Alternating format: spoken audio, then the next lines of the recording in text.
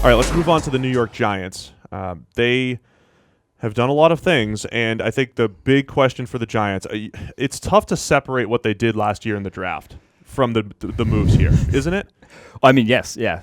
The Saquon Barkley at 2, it's very difficult to separate it. There was a point where it was week, 6, 7 of last season where they realized we were wrong. Dave Gettleman, GM, realized we did not have the roster I thought we did. We were not as good as I thought we were. I should not have traded for Alec Ogletree, should not have been drafting a running back second overall. We're not capable of winning right now with this roster.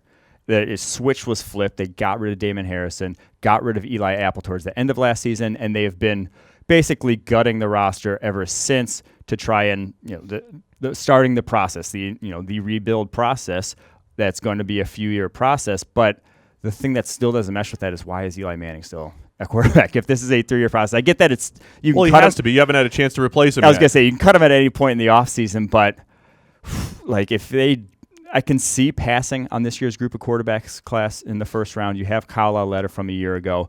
Hopefully, he develops into year 2. But I can see not being in love. The Browns passed on QBs at the top of the draft before multiple times. I can see doing that, but I just can't see going in with Eli Manning and his cap hit after you gutted the rest of this roster, got rid of good players left and right, and then keeping his cap hit in 2019 would not make sense to me. Well, let's see.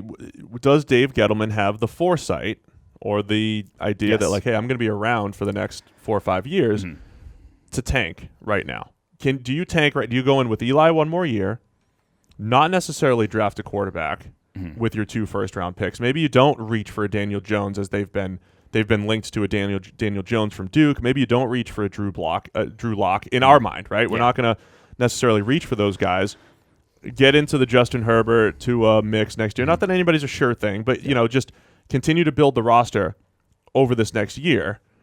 I mean, do they have that type of patience? Because I think that's going to be the key. Yes. In isolation, the Odell Beckham trade is not the worst thing in the world for the Giants if they're in this rebuild mode, right?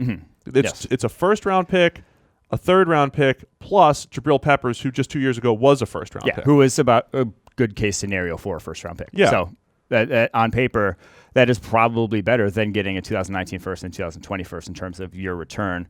Because if they got 2020 first from the Browns, chances are it's going to be not a great pick. It's going to be further it's down. It's going to be in the 20s. So it's not the worst thing in the world in isolation. It's just commit to it.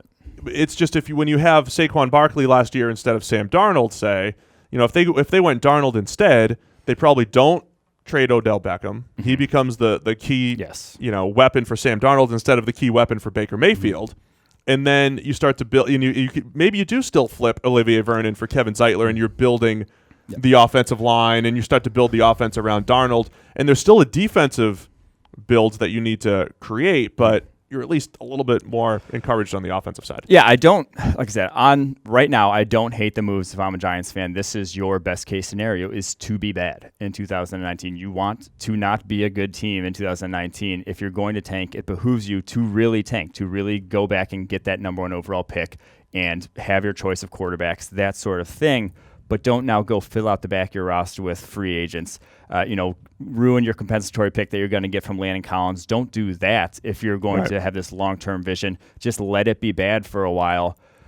Use all this draft capital. Even maybe if you don't think the quarterback class is good, trade down from 6.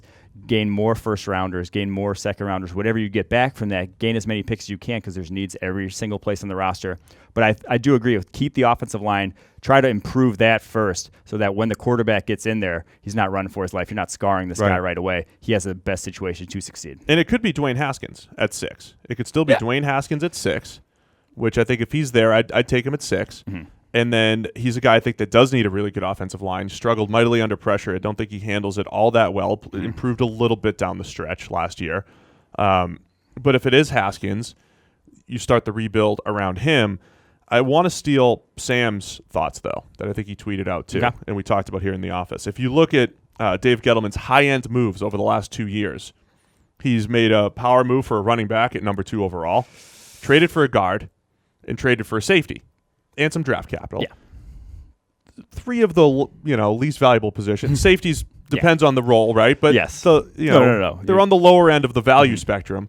traded a top 3 wide receiver on the high end of the value spectrum, wide receivers, and an edge defender on the high end of the value spectrum. And forget the fact that maybe Olivier Vernon is overpaid and all that stuff. It's more of a premium position. So he traded premium positions for non-premium positions, essentially overall in his high-end moves. Well, and also I would consider this a high-end move too. He traded a 4th for Alec Ogletree, and then decided to pay him $10 million a year. Like a linebacker. Throw that on the list too. You can throw that on the list because that's linebacker. 4th round is still. That's where picks start to drop off in terms of how valuable they are. But 4th rounder can still come in and start right away for your football team. He traded that for a linebacker who probably should not be starting for your football team.